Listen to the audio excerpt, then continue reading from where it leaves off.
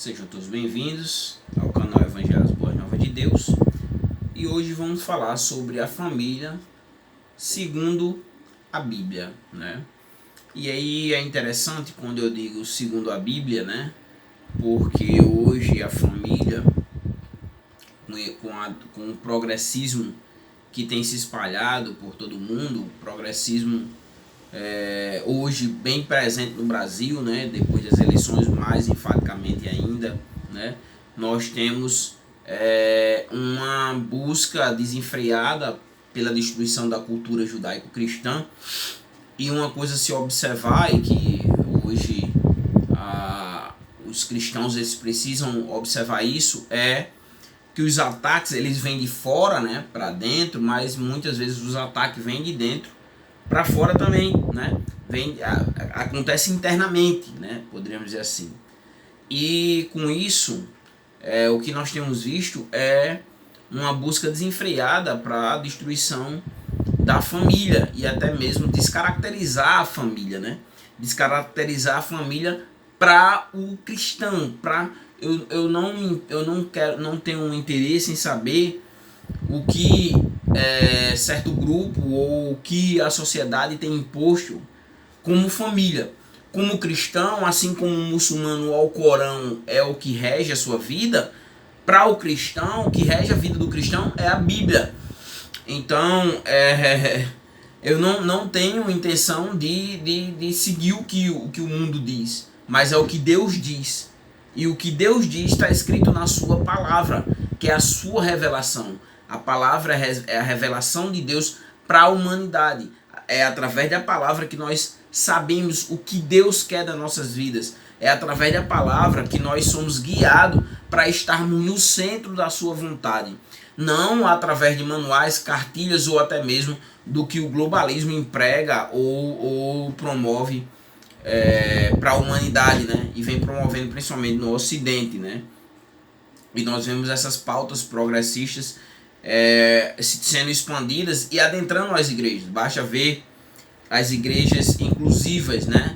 Igrejas que são dirigidas por muitas vezes por mulheres, né? E a Bíblia não diz que as mulheres elas foram chamadas para pastorearem, né? Mas existem pastoras, isso advindo com o feminismo e a busca da luta de classe, de atacar a família, né, a partir da mulher. E muitas são as mulheres hoje que têm se deixado levar por esse movimento, né?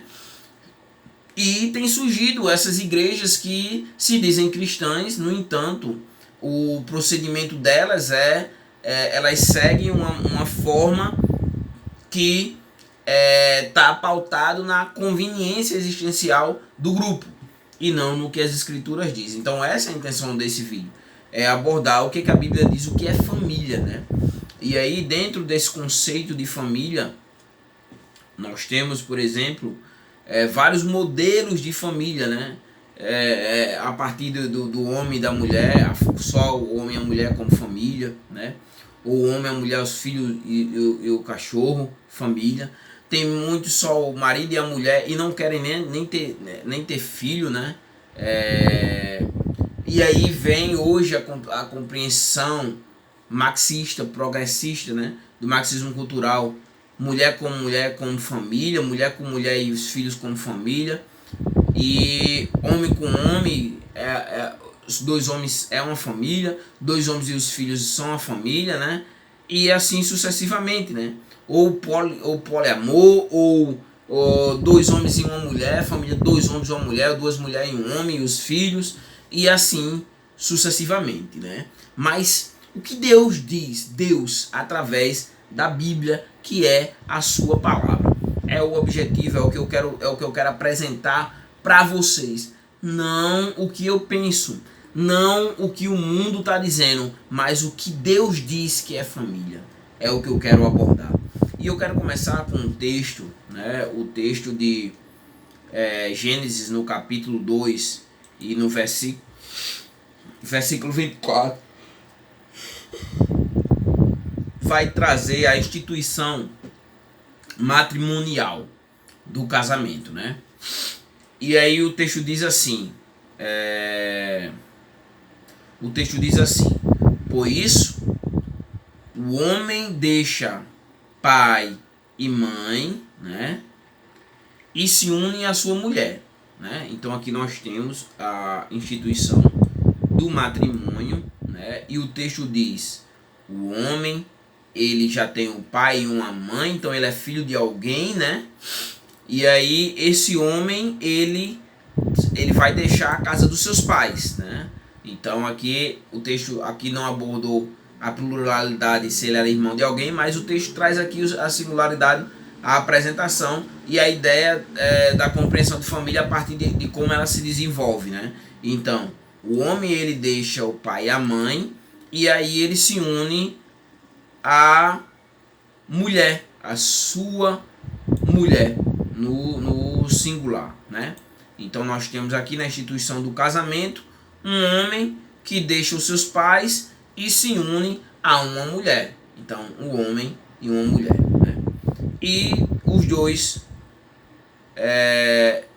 né, tornando-se os dois uma só carne.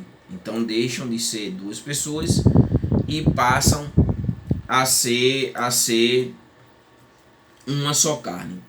E aí um questionamento que nós devemos fazer é: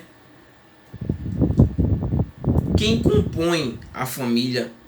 Isso de acordo não com o que eu penso ou que eu deixo de pensar, né? Mas de acordo com o que a Bíblia, diz, o que a Bíblia diz, que quem compõe a família. Nós já vimos o que o texto traz, que o matrimônio é um homem que deixa os seus pais, se une a uma mulher e os dois se tornam uma só casa. Casamento. Aqui nós vimos, a Bíblia diz isso. A Bíblia diz isso, né? Que é um homem e uma mulher que se juntaram e formaram uma família. E aí quem compõe? Então nós vimos quem é que compõe a família de acordo com a Bíblia: o homem, a mulher e os filhos, porque o homem que sai, deixa os pais, ele era filho de alguém. Então os filhos, né? E aí nós vemos também dentro do conceito bíblico a monogamia, quer dizer, um só parceiro. Não são, por exemplo, dois homens e uma mulher, né? E aí é um trio. E não diz assim: os três se tornarão uma só carne. Ou dois homens, né? E os dois homens vão se tornar uma só carne. Ou as duas mulheres vão se tornar uma só carne. Não. A Bíblia diz um homem e uma mulher. E então nós vemos o que? A monogamia, um só parceiro. E nós vemos também o casamento heterossexual. Quer dizer, um matrimônio entre um homem e uma mulher. Então um casamento com alguém do sexo oposto. O homem que se casa com uma mulher. É isso que o texto apresenta, né? Então vamos ver exatamente essa composição a partir da criação, né? Em Gênesis, no capítulo 1, né, o versículo 26 e 27, diz assim: e disse Deus: façamos o ser humano à imagem e semelhança, conforme a nossa semelhança. Tenha ele domínio sobre os peixes do mar, sobre as aves do céu, sobre os animais domésticos, sobre toda a terra e sobre todos os animais que rastejam pela terra. Assim, Deus criou o ser humano à sua imagem, e a imagem de Deus o criou, homem e mulher os criou. Então, quem compõe a família de acordo com o que a Bíblia diz a partir da criação? Porque, vamos abordar, porque Deus, ele criou o quê? Deus, ele criou o homem e ele criou a mulher. E aqui nós vamos fazer o seguinte: o que acontece hoje na contemporaneidade? Vamos lá. Eu sou Alex, né? Eu tenho um órgão genital masculino. Eu sou homem, de acordo com a Bíblia. Eu sou homem. Mas o que o marxismo cultural, o que esse progressismo prega, né? Através da ideologia de gênero, através da identidade de gênero. Eu sou mulher.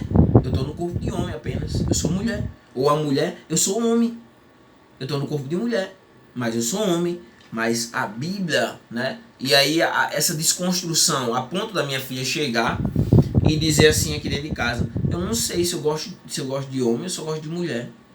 Mãe, eu gosto de homem ou gosto de mulher? Mas sabe o que onde é que isso é gerado? É na escola. Ela não aprende isso aqui dentro de casa, mas são na escola. Daí a necessidade de nós, como cristãos, ensinarmos as escrituras a nossos filhos. Ensinando o menino no caminho que ele deve andar, para que quando ele crescer, ele não venha se desviar do caminho. Mas, no entanto, eu preciso passar para ele o que as escrituras diz. Então, quem compõe a família? Quem compõe a família? O homem, a mulher e os filhos. E é um casamento monogâmico com o seu parceiro, e heterossexual, um casamento com o sexo oposto. E a Bíblia diz que quando Deus terminou a criação, a Bíblia diz que Deus disse que tudo era muito bom. E em nenhum momento no Jardim do Éden é colocado uma proposta que não seja diferente das que eu falei, monogamia e heterossexualidade. E não o que a estrutura social e o progressismo vem propondo como família. Aqui é segundo a Bíblia, é o que a Bíblia diz, né? E aí nós devemos ver também, né, qual é o propósito de Deus ter criado, a família, né? Qual o plano de Deus para a família, né? Qual é o plano de Deus, né? Qual é o propósito de Deus para a família?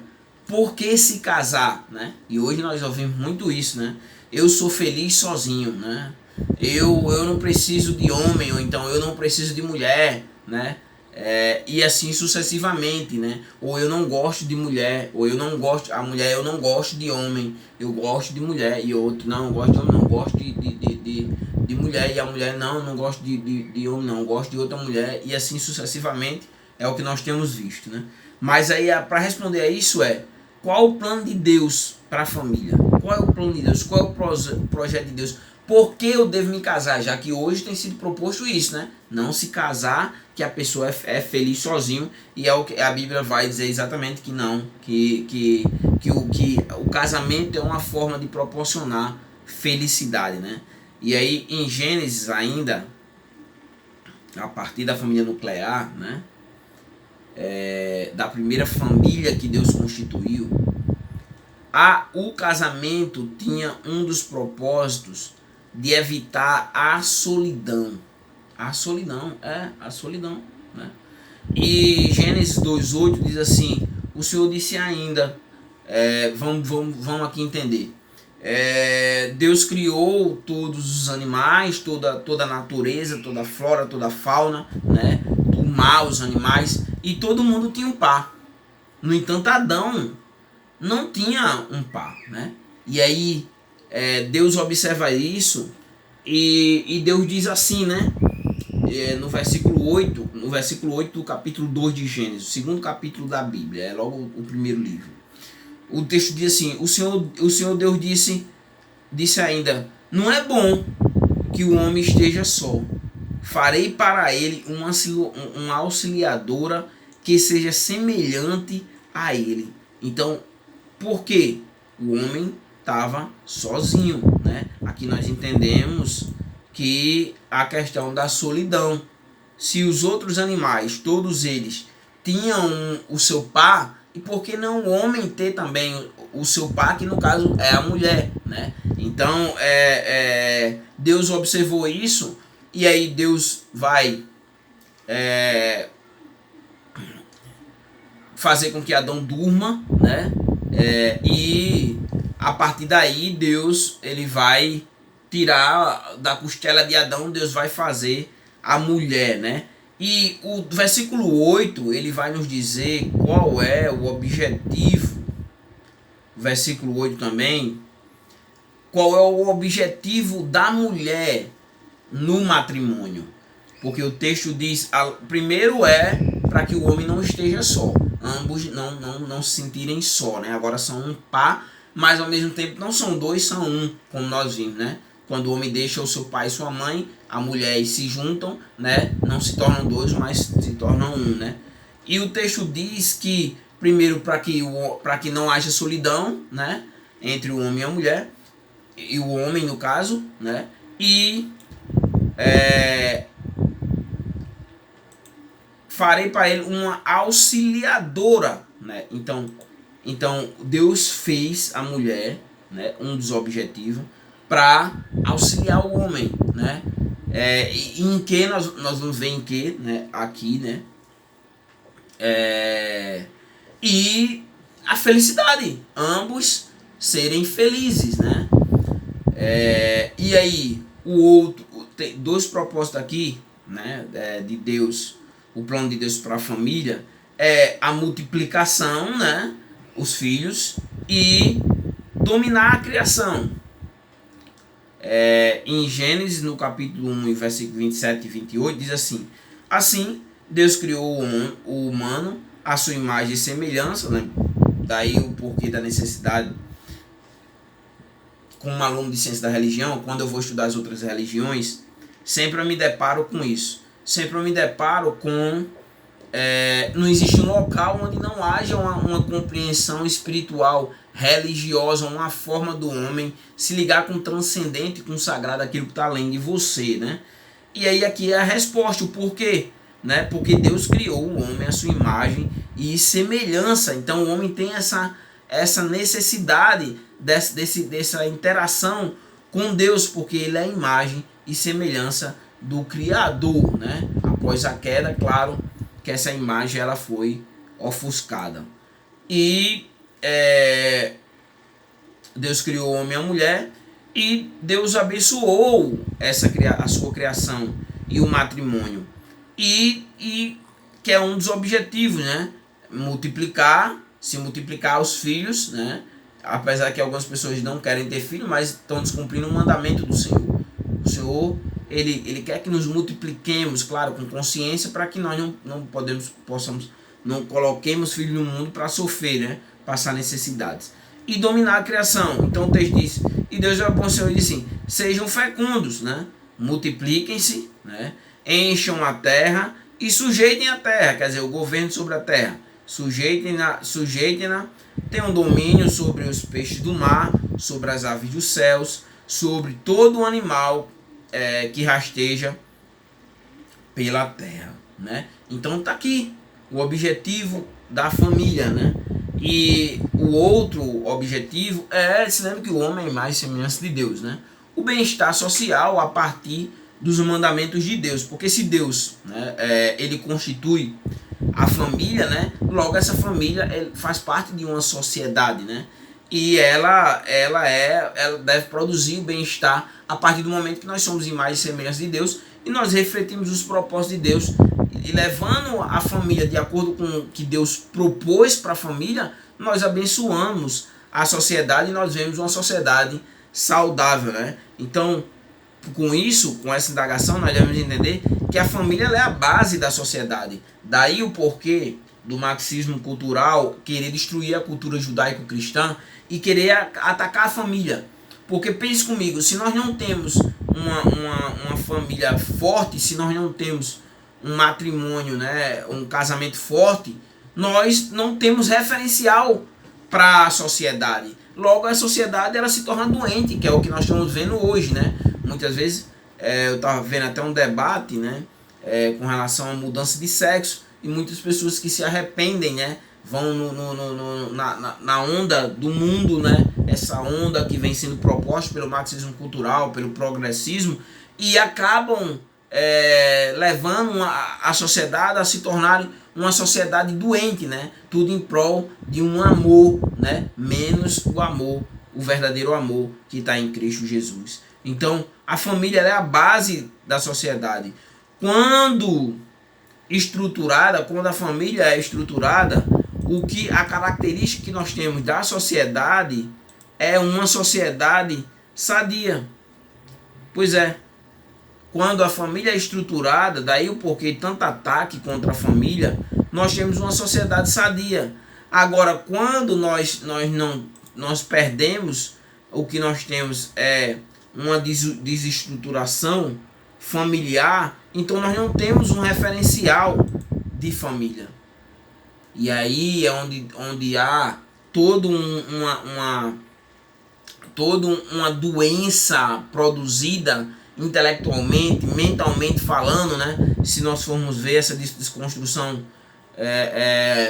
que nós vivemos hoje, né? Será você considera que a nossa sociedade ela é uma sociedade saudável, ou você vê como a sociedade se encontra hoje, né? O que nós vemos com isso, né? Uma sociedade enferma. Nós vemos uma sociedade, e isso está entrando dentro da igreja, né? Agora há pouco, na comemoração do Dia das Mulheres, eu vi e senti dentro da igreja, infelizmente, né? Essa ênfase, usando o dia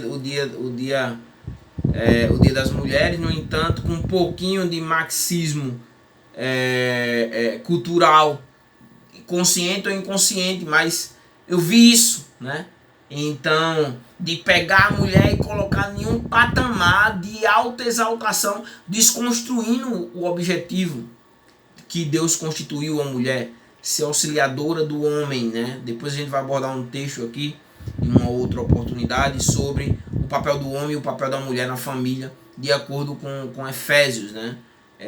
Com Paulo escrevendo aos Efésios, e como deve ser, qual é o papel do homem, qual é o papel da mulher, qual é o papel dos filhos, né? E como deve ser condicional, como o homem e a mulher devem se comportar dentro dessas condições propostas que é ordenadas por Deus, né? Então, daí para refletir por que a sociedade está do jeito que está, por que as famílias hoje se encontram do jeito que estão, por que a violência predomina, porque nós temos tantos jovens aí perdidos no mundo das drogas. Porque vá analisar por que nós temos uma ênfase aí tão grande em homoafetivo. Vá analisar família, como que essa pessoa foi criada, o porquê que ela chegou aonde chegou, muitas vezes criada sem um pai, filho sem um pai. Aqui onde eu moro tem muitas crianças aqui, algumas não têm o pai como referencial, só são criados pela mãe, muitas vezes criados pela avó. E aí nós não tem, o que acontece? Uma sociedade doente, né? Uma sociedade depressiva, uma sociedade angustiada, mas por quê? Fugiu dos parâmetros de Deus, né? E aí o último padrão, né? A última parte do texto aqui, que é do casamento e da família segundo Deus, que é a sua indissolubilidade. Quer dizer, o casamento, a duração do casamento é por toda a vida. O casamento, ele não tem, de acordo com as escrituras, ele não tem um tempo determinado, mas até acabar a vida, né? Não existe um tempo matrimonial, né? Você vai ver que os dois se tornam uma só carne. Nós não separamos de novo uma carne se tornar duas novamente, mas ao contrário, duas se tornam uma. Então, uma só carne, as duas pessoas deixam de ser duas pessoas e passam a ser uma pessoa. E o fim desse casamento só se dá com a morte, né? Daí quando o padre, o pastor, né, ele vai enfatizar até que a morte os separe. E nós vemos isso exatamente no que eu falei, em Gênesis 2:24, tornando-se os dois uma só carne. Não são duas carnes, mas uma só carne. E Jesus, respondendo aos fariseus, em Mateus capítulo 19, eu vou explorar esse texto aqui, vou falar sobre o divórcio num próximo vídeo, né? Jesus disse assim, de modo que não haja mais dois, ele trazendo o texto de Gênesis capítulo 2, versículo, porém, 2:24, porém, uma só carne, portanto, que ninguém separa o que Deus ajuntou. Então, não são duas só carne, não são duas pessoas, mas o casamento é uma só carne. E o que Deus uniu, o homem não deve separar. Aí aqui, entendemos já o que é a família segundo Deus. Nós precisamos entender, então, aí você pode perguntar assim, então por que os casamentos acabam? A resposta é simples. Os casamentos hoje estão acabando porque as pessoas têm se distanciado de Deus e as pessoas não querem seguir o que as escrituras dizem, né? Então, que é o que nós vamos ver depois, como deve ser o comportamento da mulher e como deve ser o comportamento do homem, em relação ao outro. Nós entendemos já aqui, nesse parâmetro da constituição da primeira família, de que o homem deixa o pai e a mãe, os dois se unem e vão ser uma só carne, né? E que o objetivo, a mulher foi criada como auxiliadora do homem, para que o homem não se sentisse só, a solidão, e que ambos, para que houvesse a multiplicação e governasse a natureza. O pecado corrompeu tudo isso, né? O pecado desestruturou o projeto de família que Deus constituiu. No entanto, quando Jesus foi à cruz, ele restaurou novamente, né, o conceito de família segundo Deus. Quando ele diz em Mateus capítulo 19 e 6 que ninguém separa o que Deus juntou. Então é até a morte. Mas quando acontece o divórcio, e aí você vai observar nos textos que eu falei, né? Deixa eu só pegar aqui o texto de Efésios,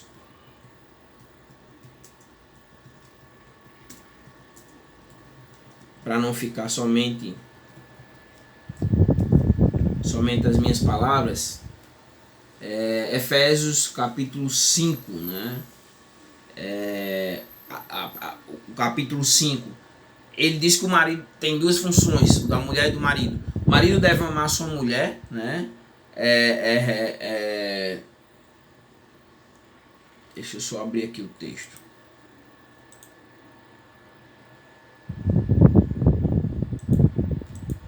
Só para não fazer uma citação vazia.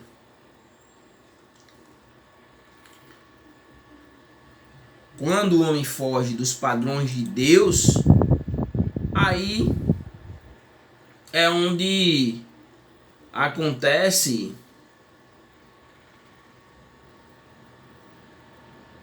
aqui.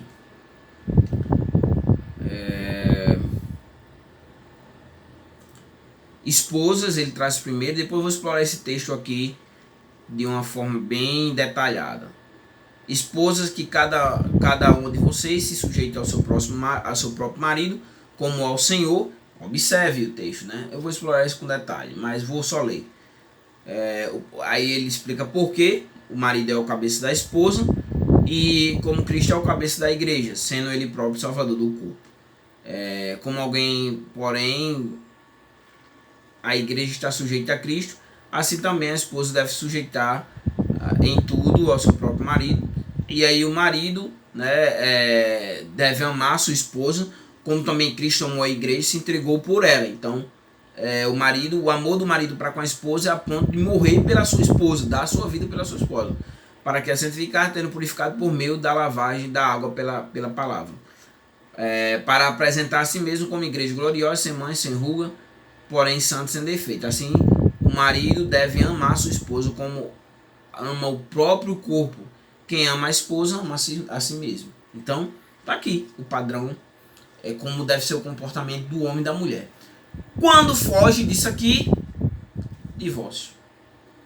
Quando foge disso aqui, o que resta é o divórcio. Então, esse aqui é o padrão, segundo a Bíblia, não segundo eu, não segundo a minha vontade, não segundo o que eu quero, né? Não, mas segundo a Bíblia. O padrão de família que Deus deixou é uma família heterossexual, um homem e uma mulher, monogâmico, né? Monogâmico, né? Somente o homem e uma mulher, não é poligamia, né? Mas unicamente entre um homem e uma mulher. O casamento é indissolúvel, que Deus uniu, não deve separar o homem, e quem compõe essa família é o pai, a mãe e os filhos. E aí a outra coisa que nós compreendemos, o pecado, ele destoou tudo isso, mas quando nós somos restaurados, regenerados por Jesus e seguimos o padrão que Deus deixou, que é o marido amar a sua esposa, né, a ponto de dar sua vida por ela, e a mulher ser submissa em tudo ao seu marido, se submeter ao seu marido como ao Senhor. Então, esse é o caminho. Se seguir, não há como dar errado. Quando você se distancia desse padrão de Deus, aí acontece o divórcio. Então, isso era o que eu queria passar para vocês, né? O que é família, segundo a Bíblia, não segundo o que o mundo está dizendo aí, que é família. Que Deus os abençoe.